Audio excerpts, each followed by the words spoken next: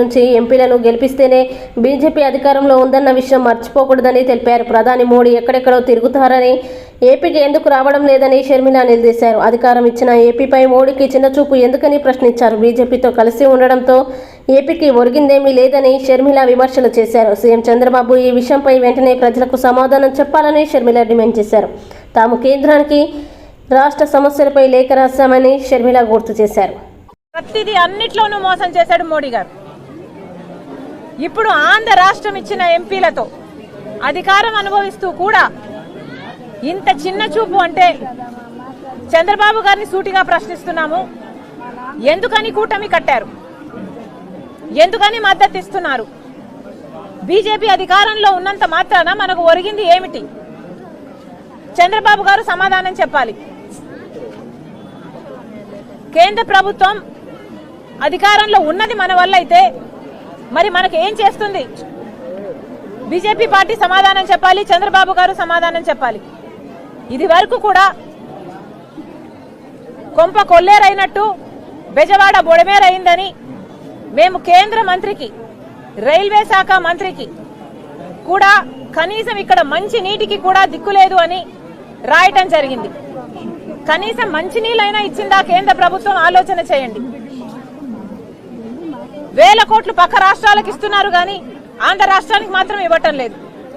ఇక్కడ కనీసం కుక్కడు మంచినీళ్లు కూడా లేకుండా ఇంతమంది ప్రజలు అల్లాడిపోతున్నారు. అసలు వీళ్ళ బాధ ఒక్కొక్కటి వింటుంటే ఎంతమంది లక్షల్లో ఉన్నారు.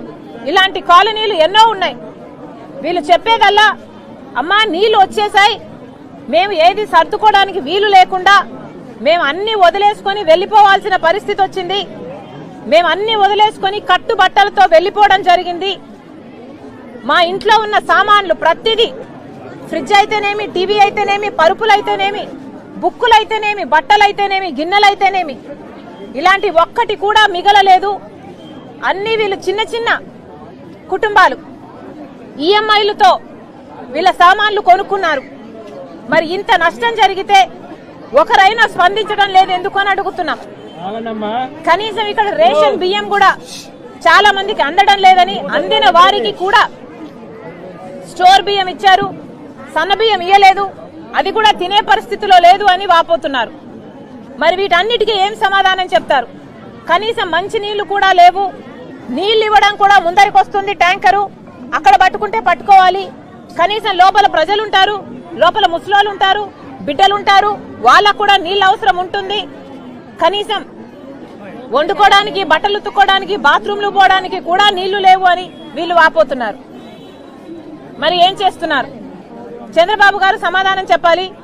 మరి ముఖ్యంగా బీజేపీ పార్టీకి రైల్వే శాఖ మంత్రి అవినాష్, ఏం పేరమ్మా, రైల్వే శాఖ మంత్రికి మేము ఒక లేఖ కూడా రాయటం జరిగింది.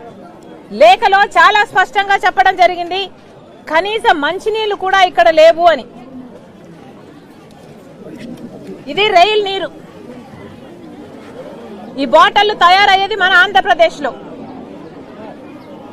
విశాఖపట్నంలో రైల్వేస్ వాళ్ళు దీన్ని తయారు చేస్తారు.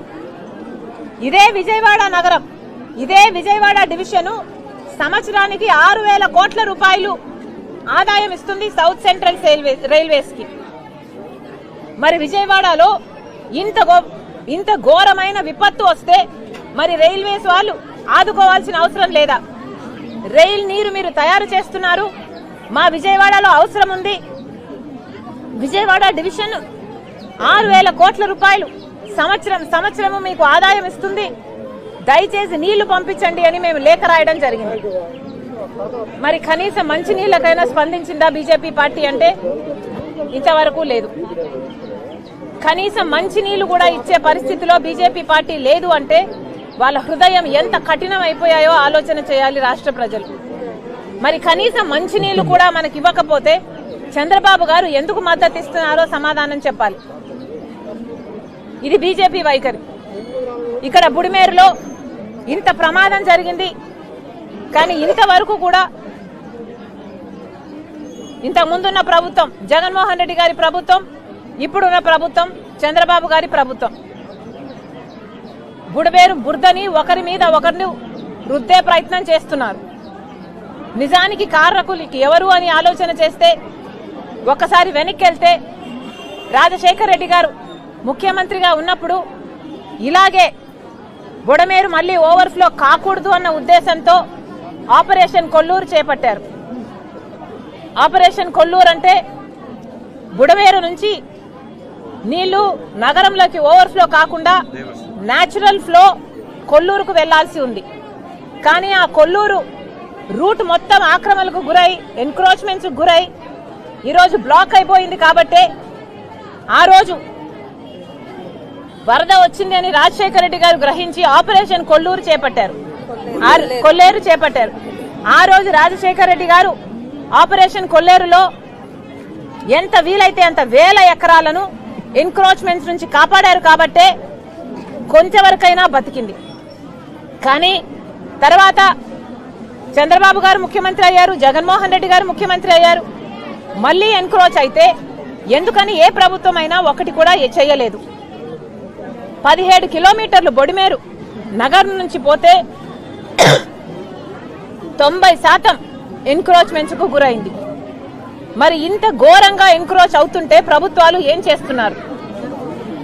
ఆపద వచ్చిన తర్వాత ఒకరి మీద ఒకరు బురద జల్లుకుంటున్నారు. రాజశేఖర రెడ్డి గారు ఉన్నప్పుడు ఆపరేషన్ కొల్లేరే కాకుండా బొడిమేరుకు మరమ్మతులు కూడా చేయించారు. ఆ తర్వాత ఒకరైనా ఒక ముఖ్యమంత్రి అయినా మళ్ళీ ఒక్క పైసా అయినా మరమ్మతుల మీద పెట్టారా? చంద్రబాబు గారేమో కాంట్రాక్ట్లు ఇచ్చారట, జగన్మోహన్ రెడ్డి గారు కాంట్రాక్ట్ రద్దు చేశారట. కానీ చేసింది ఎవరు?